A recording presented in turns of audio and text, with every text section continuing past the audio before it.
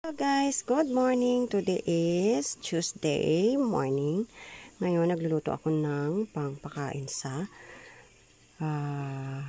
pare namin kasi meron kaming monthly mass. So ayan, yung simple lang iluluto ko ngayon. Ngayon yung sapin-sapin. Tapos sinabawang bangus. Magsasabaw tayo ng bangus. Yung ilalagay ko lang guys, simpleng kamote tops. Ayan, galing sa aming garden. And then, ito yung kamatis, sibuyas, luya, at saka sili green.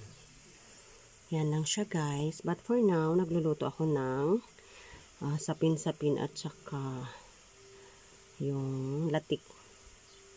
So, yung latik ko guys, malapit na siya maluto. Ayan.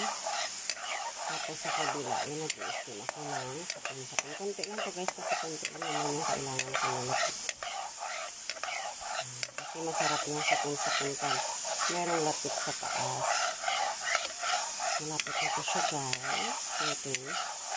Ayan na lang. Madaliin ko siya, mabilis lang kinaluto kasi konti lang siya. Halo-haloin lang natin para hindi siya mabilis masunog kasi masusunog ito guys. Pag ganito malapit na. Lumalabas yung oil ng latik natin. Tapos, yung sapin-sapin natin, hindi maganda yung kulay kasi konting kulay yung nilagay ko kaya matutla siya na bayot. Tapos yun na lang. So, hintay natin maluto tayo. Malapit na yun.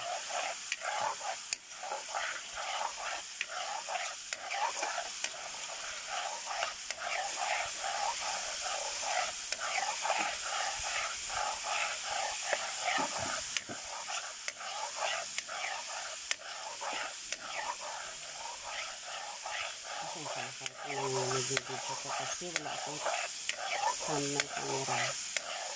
So, ayan po. Kunti na lang. Ito na po siya.